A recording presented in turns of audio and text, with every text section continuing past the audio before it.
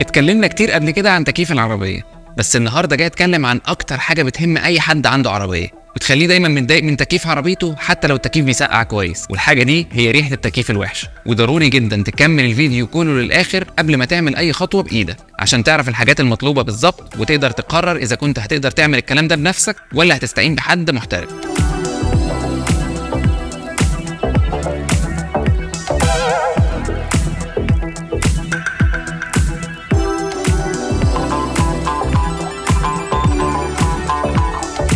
وبالمناسبة خد بالك، انت لما بترش معطر عشان تعالج الريحة الوحشة دي انت كده بتزودها اكتر. طب هو ايه اللي بيخلي ريحة التكييف الوحشة دي تحصل؟ فلتر التكييف مش هو السبب الوحيد. خلينا مثلا نبص على الصورة دي صورة لتكييف راكب عندي في البيت بقاله سنتين، والوحدة الداخلية للتكييف عمرها ما اتنضفت، مجرد بس بيتعمل لها الصيانة الدورية من تنظيف الفلتر بانتظام مرة كل اسبوعين، وبيتنفخ بالهواء مرة كل صيف. تخيلوا ده شكلها وده شكل الاتربة اللي متجمعة عليها، وده تكييف بيت مش تكييف عربية ماشية في الشارع بتشم تراب، وانتوا عارفين شوارعنا شكلها عامل ازاي. كمل بقى معايا الفيديو للاخر عشان اقول لك خلاصة تجربتي الشخصية في موضوع الريحة الوحشة ده، وهقول لك على طريقة تنهيها تماما بيها. وبالمناسبة الطريقة دي ممكن تنفذها عندك في تكييف البيت، ده طبعا مع اختلاف شكل التكييف، بس النظرية واحدة. ولو مش هتعرف تعملها بنفسك في ناس متخصصة بتعمل الكلام ده بمقابل مادي، او خد الفيديو ده ووريه فني التكييف بتاعك المتخصص وهو هيعرف يفيدك. والكلام ده لو اتعمل في تكييف البيت المهم ان انتوا تتأكدوا ان الوحدة الداخلية بتتغسل كويس جدا بالمية وبمواد كيميائية تدوب التراب ده وتنزله عشان تقضي تماما على البكتيريا وريحتها. يلا بينا بقى نرجع للعربيات. خلينا نتكلم عن اهم جزء في تكييف العربية وهو الثلاجة الداخلية.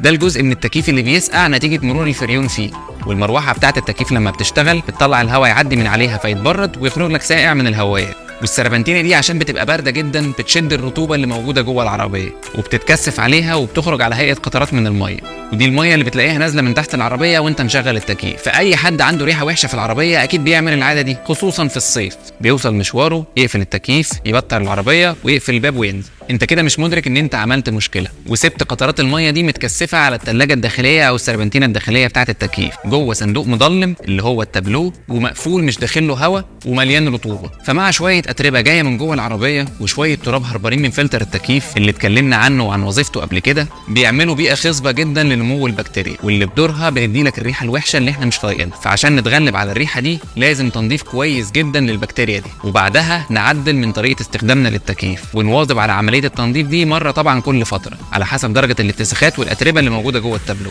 ولو انت عربيتك جديده ولسه نظيفه فانت لازم تبقى فاهم ان موسم صيف واحد كافي انه يخلي ريحه التكييف عندك وحشه. ده طبعا لو انت مش ماشي على النظام ده. كفايه كلام بقى ويلا نخش في الجزء العملي. اول حاجه هتعملها هنجيب بخاخ معقم وليكن ديتول مثلا، بعدها هنشيل فلتر التكييف ونقفل شبابيك العربيه ونشغل مروحه التكييف على اعلى درجه ونفتح زرار التهويه الخارجيه. بعد كده هنفتح الكبوت وهنيجي على مكان دخول الهواء للكابينه الداخليه بتاعه العربيه، وفي اغلب العربيات هتبقى من ناحيه الراكب الامامي، وهنبدا نرش الديتول بشكل متواصل لمده دقيقه او دقيقتين.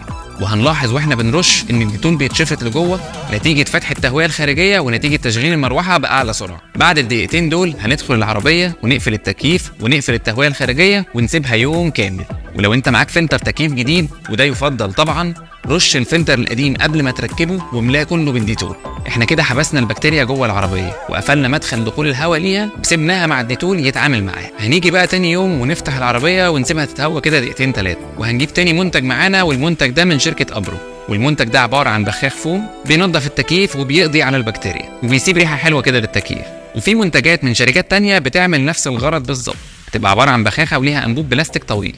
استخدموا اللي تلاقوه، المهم يكون بيقوم بنفس الوظيفه. بعد ما تقرا اللي موجود على العبوه من تعليمات الاستخدام، عشان لو في منتجات عندك مختلفه عن اللي انا بستخدمه، هتشغل التكييف على اقل درجه حراره واعلى مروحه لمده ربع ساعه، وبعدين نقفل التكييف ونبدا باننا نشيل فلتر التكييف. هتلاحظ تحته على طول المروحه بتاعه الهواء، هنبدا نرش عليها واحده واحده عشان الرغوه ما تتجمعش على المروحه، والمروحه بدورها هتبدا تودي الرغوه على الثلاجه الداخليه للتكييف اللي احنا محتاجين ننظفها. وفي المرحله دي هنخلص نص العبوه تقريبا، بس زي ما قلنا اهم حاجه ما نحطش كميه كبيره من الرغوه على المروحه. بعد كده هنقفل مكان فلتر التكييف بدون ما نرجعه تاني ونسيب التكييف شغال في العربيه حوالي 10 دقايق، وبعدين هنقفل التكييف ونبدا ندخل الانبوبه من فتحات التكييف ونحاول على قد ما نقدر ان الانبوبه توصل للاخر، ونبدا نبخ جوه ونسحب، نبخ ونسحب، نبخ ونسحب لحد ما الرغوه تطلع بره الفتحات. ولو عندك هوايات تكييف خلفيه ما تنساش ترش فيها هي كمان. بعد كده هنسيب العربيه مقفوله لمده 10 دقايق واحنا قافلين التكييف، بحيث الرغوه تبدا تفتت الاتربه وتنزلها من الفايز بتاع التكييف، وده اللي خلانا نشغل التكييف قبل ما نبدا عشان الرطوبه تملى المجر بتاعه الهواء كلها وتسهل عمليه التنظيف. اخيرا مش محتاج اقول لك طبعا تركب فلتر تكييف جديد بدل الفلتر اللي كان موجود. الروتين اللي فات ده لو حافظت عليه مره كل صيف بشكل كامل، والروتين الاولاني بتاع الديتول مره كل 3 شهور مع تغيير الفلتر بتاع التكييف، اضمن لك تماما انك تقضي على ريحه التكييف الوحش، وريحته تفضل زي ما هي زي اول يوم اشتريت فيه العربيه. واخيرا مش محتاج اقول لكم تدعموا المحتوى ده باللايك والشير والفولو، وابعتوا الفيديو ده لاصحابكم اللي ريحه تكييف عربياتهم وحشه ومش عارفين يعملوا معاها ايه. وكمان يا ريت تبعتوه لحبايبنا اللي شغالين اوبر بعربياتهم علشان ما يصرفوش فلوسهم على معطرات وفلاتر تكييف على الفاضي، والريحه هي عشان دي تعتبر مسكنات وكأنك بترمي فلوسك على الأرض حرفيا، ومش بتحل الموضوع من جذوره زي ما احنا عملنا.